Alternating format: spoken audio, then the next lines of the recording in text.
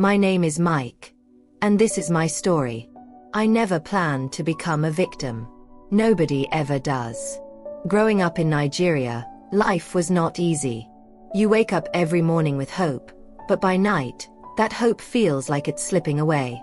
I had dreams, big dreams. I wanted a better life. I wanted to travel abroad, work hard, and support my family. I wasn't lazy. I wasn't looking for shortcuts. I just wanted a chance. But in Nigeria, getting a visa feels like trying to touch the sky. People will tell you, keep your plans secret. Don't tell anyone you want to travel. They say someone somewhere, maybe even from your own family, can spiritually block your journey. At first, I didn't believe it. But after a few failed attempts, after hearing too many stories, I started to believe. So, I kept everything to myself. I didn't tell my friends. I didn't tell my family. I carried my struggles alone. And that silence, that secrecy, was the beginning of my downfall. One evening, while scrolling through social media, I saw an advert. Canada Care Work Visa. No experience needed. It looked clean, professional, convincing. They listed everything clearly. Registration fee, 1 million naira. Visa processing fee, 1,500,000 naira. Balance, 8,000 Canadian dollars to be deducted after employment. They even mentioned jobs. Care worker, personal support worker, nursing assistant, farm worker. It sounded real. It sounded possible. It sounded like my breakthrough. I hesitated at first, but then I joined their WhatsApp group. That was where everything changed. Inside the group, there were hundreds of people. Nigerians like me. People who were tired. People who were desperate. People who just wanted a better life. Every day, the admins posted updates. Visa slots filling fast. Canada needs workers urgently. Don't miss this opportunity. And the testimonies. Oh, the testimonies were powerful. People posted screenshots. I just got my approval. Thank you, sir. My visa is ready. Canada, here I come. It felt real. Too real.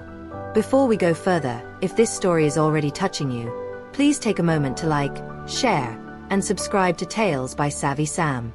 There are many stories like mine that need to be heard.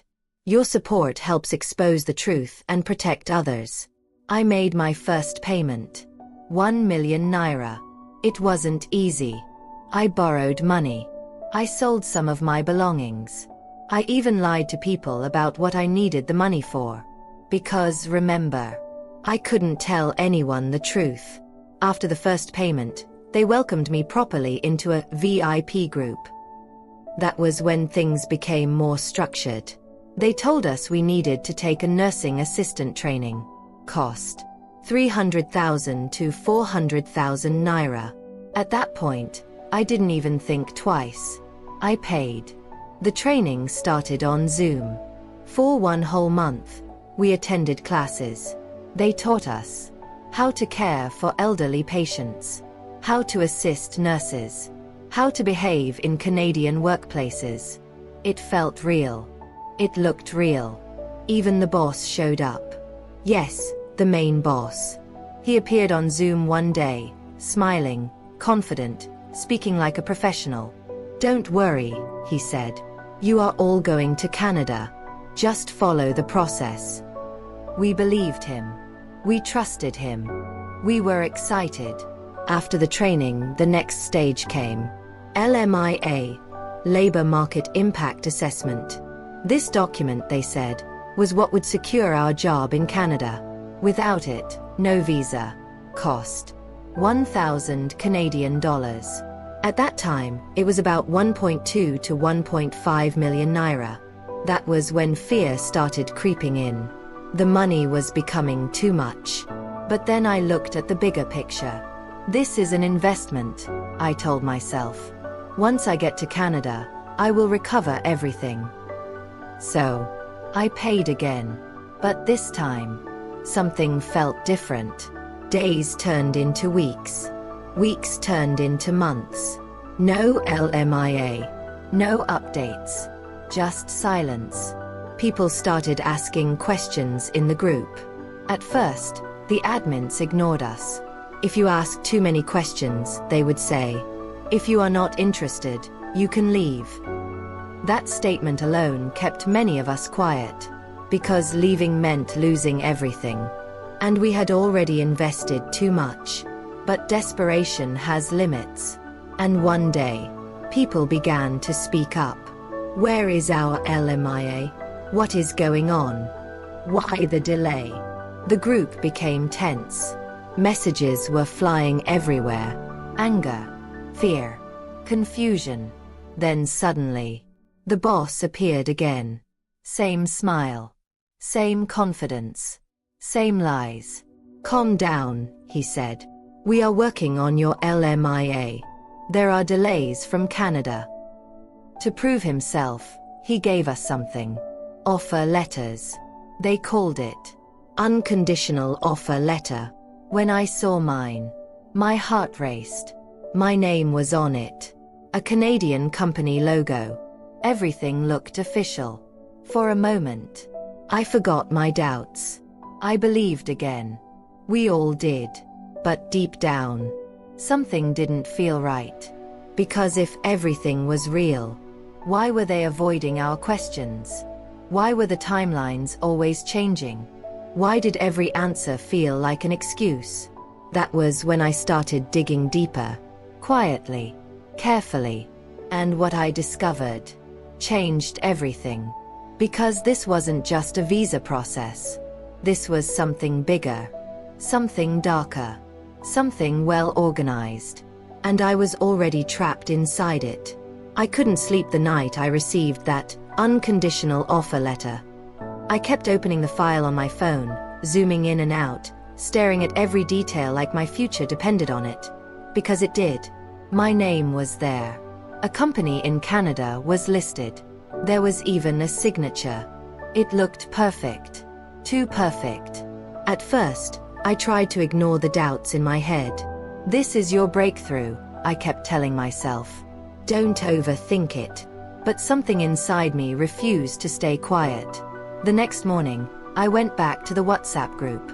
The energy had changed. Before, it was full of excitement. Now, it felt different. People were still posting, but the tone had shifted.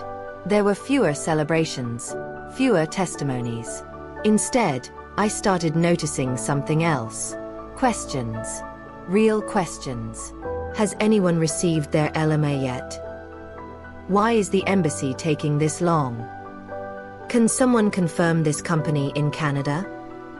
At first, the admins ignored those messages. Then slowly, they started deleting them. That was the first real red flag. I decided to message one of the people privately. His name was Emeka. I had seen him very active in the group before. Always encouraging others. Always positive. But recently, he had gone quiet. I sent him a message. "Bro, have you received your LMIA?" He didn't reply immediately. Hours passed. Then finally, late at night, my phone buzzed. "Mike, something is not right." My heart skipped. He told me everything. He said he had tried to verify the company listed on his offer letter. It didn't exist. At first, I refused to believe him. "That's not possible," I said. "Maybe you checked wrongly." But he insisted. I checked everything. Website. Address. Even called the number. Nothing. That was when fear started settling in my chest. I quickly opened my own offer letter again. This time, I wasn't looking with hope. I was looking with suspicion. I copied the company name and searched for it. Nothing. I searched again. Still nothing. I tried different spellings. Different formats. Still nothing. My hands started shaking. No, no, no. I refused to accept it. There had to be an explanation. I went back to the WhatsApp group. This time, I wasn't just observing. I was watching closely. That was when I noticed a pattern. Every time someone asked a serious question, their message would disappear, or they would suddenly go silent. Some even got removed from the group. That was when it hit me. They were controlling the narrative. Only positive messages were allowed. Only success stories were visible. Everything else was being erased. I felt sick. But I wasn't ready to give up. Not yet. So I decided to call one of the agents directly. The line rang. And rang. And rang. Finally, someone picked up. Hello. I introduced myself calmly. Good afternoon. I just wanted to ask about the LMIA process. Before I could finish, the tone changed. Why are you asking too many questions? I froze. I just want to understand the timeline. If you are not patient, you can withdraw. Withdraw. I almost laughed. How do I withdraw when I've already paid millions? I asked. Silence. Then the call ended. Just like that. That was the moment everything became real. I had been scammed. But my mind refused to accept it fully. Because accepting it meant one thing. I had lost everything. Money I didn't even have. Money I borrowed. Money I struggled for. Gone. I sat in my room that night, staring at the wall. No lights. No music. Just silence. Then my phone buzzed again. It was the WhatsApp group. The boss was speaking again. A voice note. Dear applicants, we understand your concerns. There are delays from the Canadian government. Your LMIAs are being processed. Please remain calm. Same script. Same lies. But this time, it didn't work on me. Because now I could see clearly. This wasn't a delay. This wasn't a mistake. This was a system. A well-organized system designed to drain people slowly. First, they gain your trust. Then, they take small amounts. Then bigger amounts. Then even bigger ones. And by the time you realize what's happening, you're already too deep to escape. I went back to Emeka. We started talking more. And then, we discovered something even worse. There were hundreds of us. Hundreds of victims. All in different WhatsApp groups. All going through the same thing. All being fed the same lies. And the total money? Billions. This wasn't just a scam. This was an industry. An illegal empire. And we were the product. That was when anger replaced fear. How can they do this? I asked. How can they just take people's lives like this? But Emeka said something that stayed with me. Mike. They do it because we let them. That statement hurt. Because it was true. Our desperation made us vulnerable. Our silence made them powerful. And our fear of shame kept us quiet. I thought about telling my family. But how? How do you explain that you lost millions to a scam? How do you face people who warned you? How do you deal with the shame? So I stayed silent. Just like many others. But inside me, something had changed. I wasn't just a victim anymore. I wanted answers. I wanted the truth. And most importantly, I wanted justice. But I had no idea how dangerous that decision would be. Because the deeper I dug, the darker things became. And soon, I would come face to face with the people behind it all. By the time I fully accepted that I had been scammed, something inside me had already changed. I was no longer just afraid. I was angry. Not just for myself, but for the hundreds of people like me. Trapped, confused, and slowly losing everything.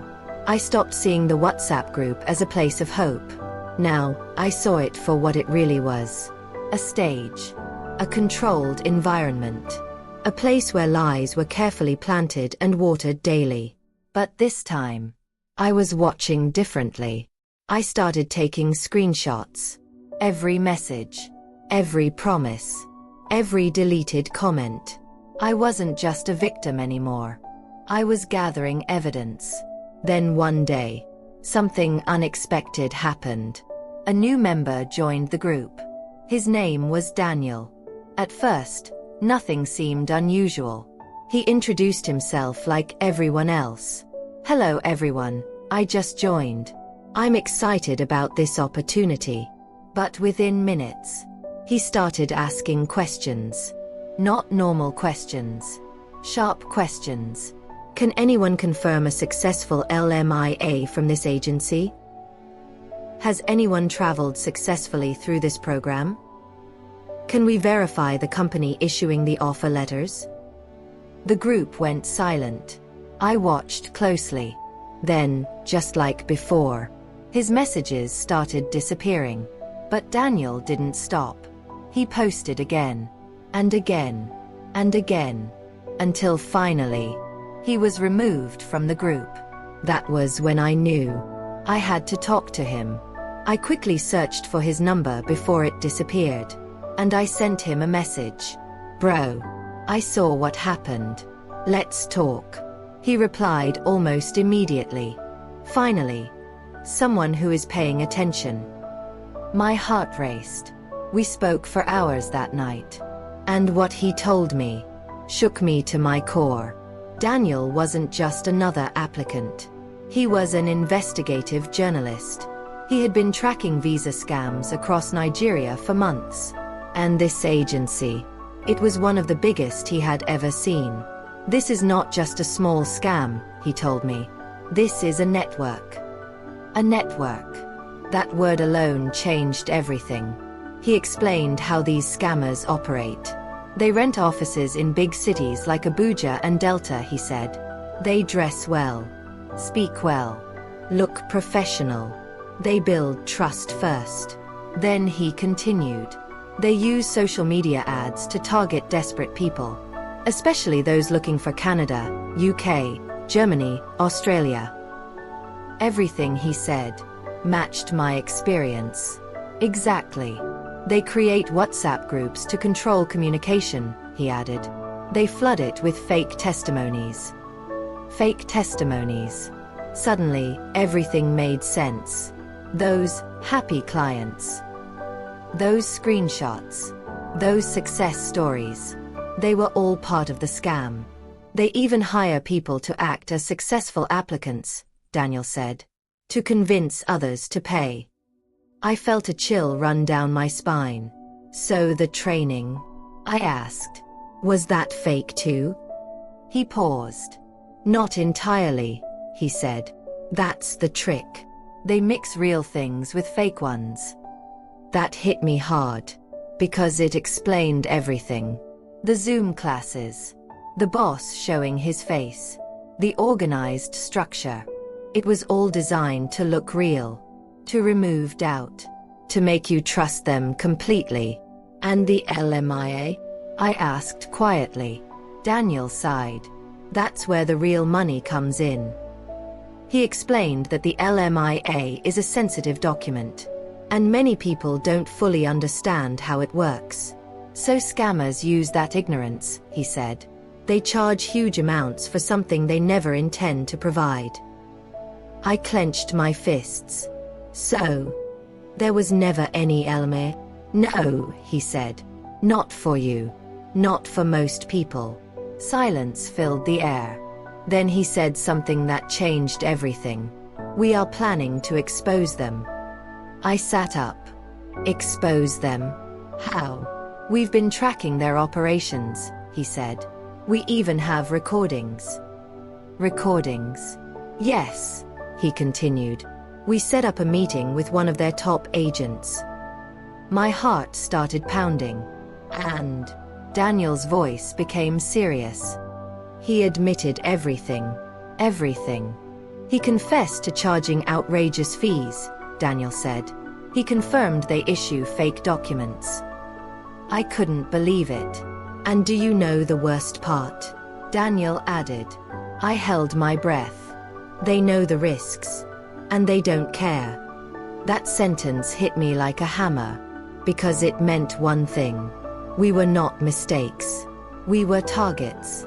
Deliberate targets. People they had studied. People they understood. People they knew would fall. I felt anger rising inside me again. Stronger this time. What can I do? I asked. There was a pause. Then Daniel said, "Tell your story." I hesitated. "You want me to go public?" "Yes," he said, "because silence is their biggest weapon." I looked around my room. The same room where I cried, where I doubted myself, where I lost everything. And now, it was the place where I had to make a decision. Speak up, or stay silent. But speaking up came with a price.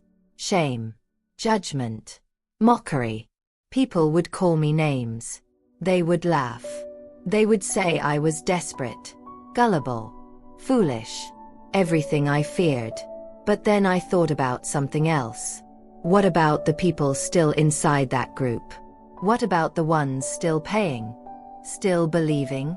Still hoping? If I stayed silent, they would become the next victims. And suddenly, my fear didn't matter anymore. Because this was bigger than me. "I'll do it," I said. Daniel didn't respond immediately. Then finally, he said, "Be careful." That warning stayed with me. Because deep down, I knew this wasn't over. Not even close. Because exposing people like this comes with consequences. And I was about to find out just how far they were willing to go to protect their empire. The moment I said, "I'll do it," everything changed. At first, nothing happened. Life continued like normal. The WhatsApp group was still active. The admins were still posting fake updates. New victims were still joining every day. But now, I was seeing everything clearly. And the more I saw, the more it hurt. People were still paying. Still asking hopeful questions. Still thanking the agents. I wanted to scream. I wanted to jump into the group and type, "Stop. This is a scam." But Daniel warned me. "Don't rush," he said. "If you alert them too early, they'll disappear." Disappear. That word alone told me how dangerous this was. These people were not just scammers. They were professionals.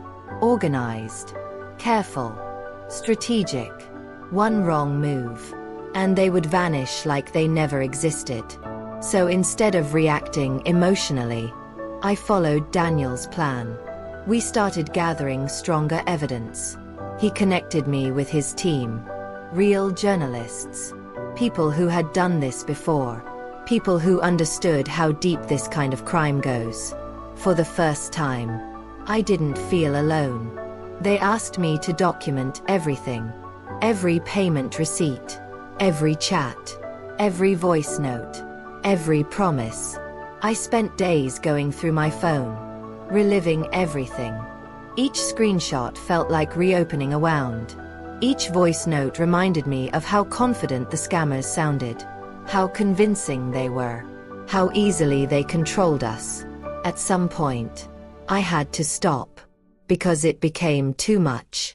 I sat quietly, holding my phone, thinking about how I got here. How did I fall for this? I whispered. And then the truth hit me again. It wasn't just about me. It was about a system designed to trap people like me. That realization gave me strength. Because this wasn't just my fight anymore. This was a mission. A few days later, Daniel called me. "We're ready," he said. My heart started beating fast. Ready for what? To confront them. Silence. "You mean, face them directly?" I asked. "Yes," he replied. "We've arranged a meeting." My stomach tightened. "With who?" I asked. "One of their top agents." I stood up immediately. No, this is dangerous," I said. "It is," Daniel admitted. "But it's the only way to get undeniable proof." I paced around my room. This was no longer just a story. This was real life. Real risk. What if they recognize me? I asked. They won't, he said calmly. You won't be the one speaking. That gave me a little relief. But still, something didn't feel right. Mike, Daniel said, his voice firm now. If we don't do this, they will continue.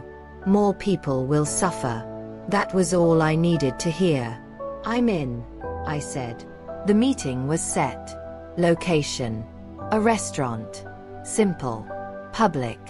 Normal. But nothing about it felt normal. The day came. I remember everything clearly. The smell of the place. The sound of people talking. The way my heart wouldn't stop racing. I sat at a corner table, far enough not to be noticed, watching, waiting. Then, he walked in, well-dressed, confident, smiling. If you saw him on the street, you would trust him instantly. That was the scary part. He didn't look like a criminal. He looked like success. Daniel and his team greeted him like normal clients. Friendly, respectful, interested. The conversation started casually. We heard you can help with UK visas, one of them said. The agent smiled. Of course, he replied smoothly. Then it began. Step by step. He explained everything. How much it would cost. How long it would take. What documents would be provided. And then, the truth started slipping out. We provide certificate of sponsorship, COS, he said. My ears sharpened. COS. That was another popular visa route. Especially for the UK. And everything is guaranteed? Daniel asked. The agent leaned forward slightly. Yes, as long as you can pay. Something about the way he said it felt wrong. Then Daniel pushed further. Are these documents genuine? There was a pause. A small one. But enough. Then the agent smiled again. Look, he said quietly. Do you want to travel? Or do you want to ask too many questions? My heart dropped. That was it. That was the moment. He didn't deny it. He didn't explain it. He avoided it. Because the truth was clear. The documents were fake. And he knew it. But what shocked me the most was what came next. Many people have already traveled with our help, he said. But some get stopped. Get stopped. You mean arrested? Daniel asked. The agent shrugged. It happens, he said casually. Casually. Like it was nothing. Like people's lives didn't matter. Like being arrested in a foreign country was just a small risk. I felt anger boiling inside me. How could someone be so heartless? How could someone play with people's futures like this? But the conversation didn't stop there. The agent continued. We charge higher because we take the risk, he said. Risk. What about the victims? What about the people losing everything? But to him, we were just numbers. Money. Nothing more. After the meeting ended, I sat there in silence. I couldn't move. I had heard it with my own ears. This was real. This was happening. Every day. To thousands of people. Daniel walked over to me. We got everything, he said quietly. I nodded. But inside, I felt something heavy. Because now, there was no going back. This story was no longer hidden. And once it goes public, everything will change. For them. And for me. Because people like this don't just sit quietly when they are exposed. They fight back. And I was about to become their next target. After that meeting, nothing felt the same again. I walked home that day like a different person. Not just a victim. Not just someone who lost money. But someone who had seen the truth. Face to face. For days, I couldn't shake off the agent's words. Do you want to travel? Or do you want to ask too many questions? That sentence haunted me. because it revealed everything. They didn't just scam people. They manipulated dreams. And now, it was time to expose them. Daniel and his team moved fast. They compiled everything. The recordings, the screenshots, the fake documents, the conversations. Every piece of evidence was carefully arranged. "This has to be done properly," Daniel said. "If we make one mistake, they can deny everything." I understood. This wasn't just about telling a story. This was about proving it. A week later, the video was released. I remember that moment clearly. I was sitting alone, phone in my hand, heart pounding. Daniel sent me the link. "Watch," he said. I clicked it. And there it was. The full exposure. The hidden camera footage. The agent's voice. The confession. Everything. It was all there. For the world to see. My hands were shaking as I watched. "This is it," I whispered. Within hours, it started spreading. Shares. Comments. Reposts. People were shocked. Angry. Heartbroken. And then, the messages started coming in. From victims. Hundreds of them. "Thank you for speaking up. I almost paid them yesterday. I've already lost my money too." I thought I was alone. I couldn't hold back my tears. For the first time, I realized something powerful. I was never alone. We were many. So many. And all this time, we had been suffering in silence. But not everyone was happy. 2 days after the video went viral, I got my first call. Unknown number. I ignored it. It rang again. And again. Finally, I picked up. "Hello." Silence. Then a voice. Cold. Sharp. "You think you're smart?" My heart stopped. "Who is this?" I asked. "You've made a mistake," the voice said. Click. The call ended. My hands went cold. I knew immediately. It was them. That night, I couldn't sleep. Every sound felt louder. Every shadow felt closer. Was I being watched? Followed? My mind was racing. This was the part nobody talks about. The danger of speaking up. The next morning, I called Daniel. "They've contacted me," I said. He didn't sound surprised. "I expected that," he replied. That didn't comfort me. "What do I do?" I asked. "Stay calm," he said. "Don't engage. We're already pushing this to the authorities." Authorities. That gave me a little hope. But deep down, I knew something. In a system like this, justice doesn't always come fast. Days turned into weeks. The story kept spreading. More victims came forward. Some shared worse experiences than mine. People who sold land. People who borrowed huge loans. People who lost everything. And some were already on their way to foreign countries. With fake documents. That part broke me the most. Because for them, the consequences were even worse. Arrest. Deportation. Lifetime bans. All because they trusted the wrong people. Then one day, something unexpected happened. I got another message.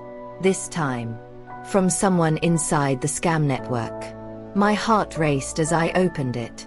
"I saw what you did," the message read. I froze. "Not all of us are bad," it continued. I didn't understand. Then the message explained. Some people working with these agencies were not the masterminds. They were just workers. People trying to survive. People who didn't fully understand the damage being done. Or people who did, but felt trapped. "I want to help," the person wrote. My breath caught. Help. This could change everything.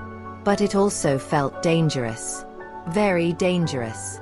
Because trusting someone from inside could either expose the whole system or destroy everything we had built. I sat there, staring at the message. This was it. Another decision. Another risk. Another step deeper into a world I never planned to enter. I looked at my reflection. I didn't recognize myself anymore. The man staring back at me was not the same person who saw that visa advert months ago. That man was hopeful, naive, desperate. This one, wiser, stronger, but also carrying scars. If I could go back, would I change anything? Maybe. But then again, if I didn't go through this, I would never have known the truth. And maybe, just maybe, my story would save someone else. So if you're watching this, if you're listening to my voice, please, be careful. Not every opportunity is real. Not every smiling agent is honest. Not every promise is true. Ask questions. Verify everything. Speak up. Because silence is what keeps these people powerful. And trust me, you don't want to learn the hard way, like I did. My name is Mike, and this is my story. If this story touched you, opened your eyes, or made you think twice, please like this video so more people can see it, share it with your friends, family, and anyone planning to travel abroad. And most importantly, subscribe to Tales by Savvy Sam for more real, powerful, and life-changing stories. Your support could help save someone from becoming the next victim.